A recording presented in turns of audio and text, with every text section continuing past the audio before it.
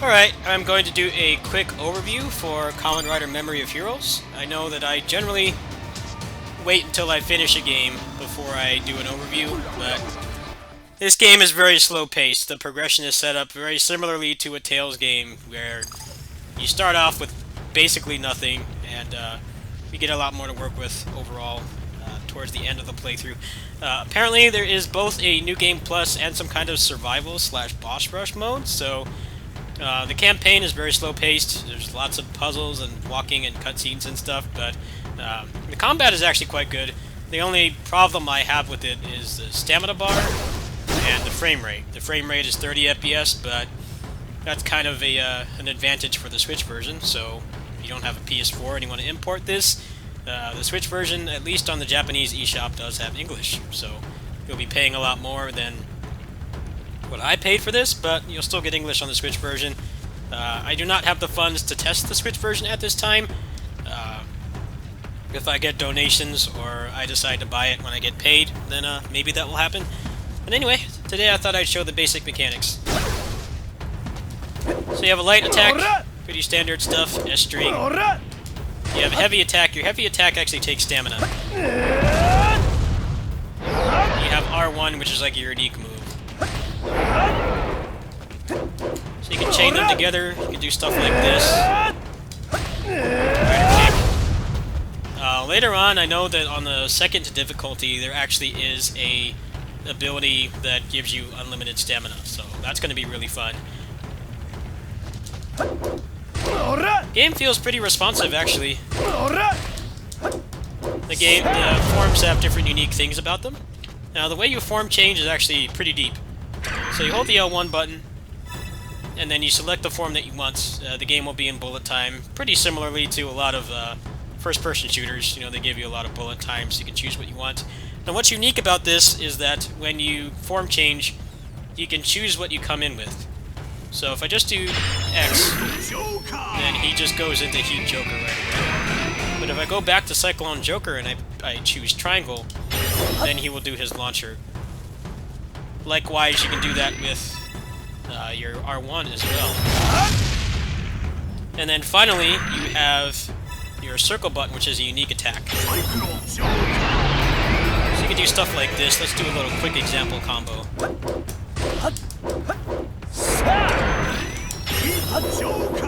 Pretty cool stuff. Now that will take a lot of stamina, so I think you can increase your stamina later on. In terms of progression, there are accelerators, which allow you to get certain abilities.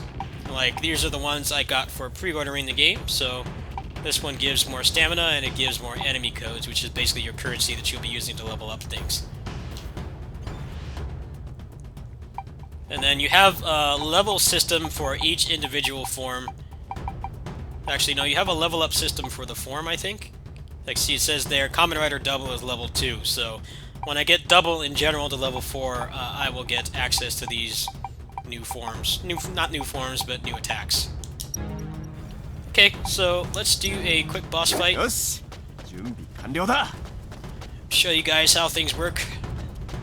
Also, this enemy does not really give a lot of opportunities to do so, but there is a just dodge mechanic in the game. Just dodges on basic enemies, they both heal you and they replenish your stamina. So you want to go for those attacks. However, it kind of works like Bayonetta. You may remember in Bayonetta, certain attacks would give you witch time and certain ones wouldn't.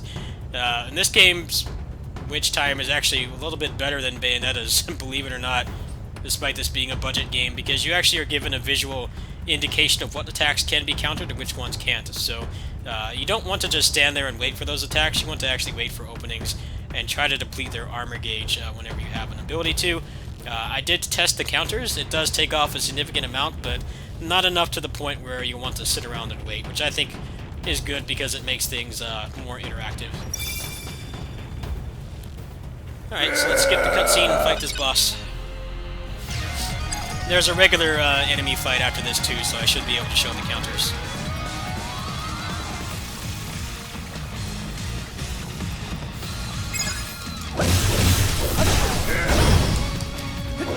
There you go. Actually didn't get the counter that time, but you saw the little prompt there.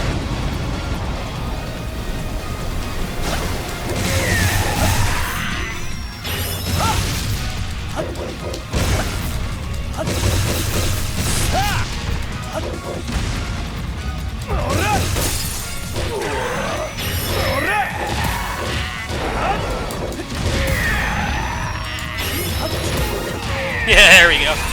Pretty cool, huh?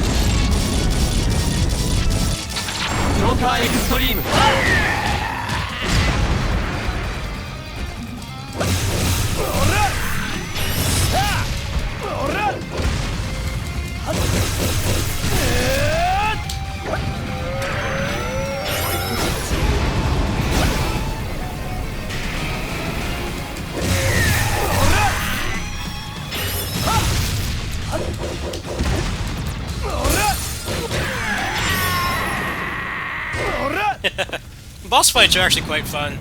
I like how it's not just waiting for them to attack. You do get a pretty significant advantage for waiting for them to attack, but it's not to the point where you never want to actually just engage with them when they're open. Which I find to be more engaging than just being forced to wait.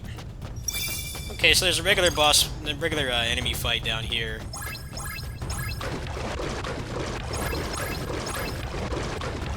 Okay, let's try to get a counter-attack here. See, like, that does not give you the counter opportunity. It has to be this. That gives you back your stamina and heals you if it's a basic enemy.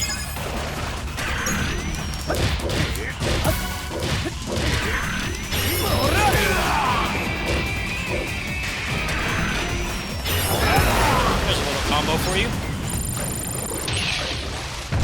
So the basic gameplay is not terribly interesting. It's not like it's bad, but it is very slow-paced, so you might have to treat this like a Tales game. The first playthrough is kind of suffering, and then past that point you start to get more options and more options to actually play.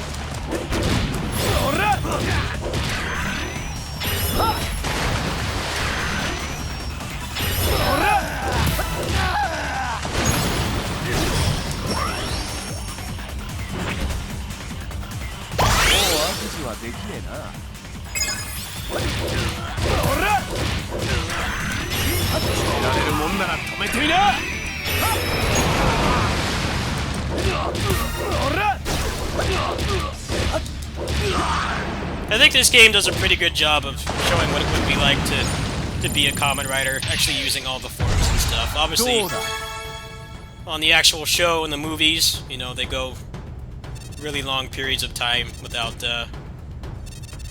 you know, ever using forms. Sometimes they use forms like once or twice or something. But here, you have the ability to use them whenever you want. I think it's actually pretty cool so far.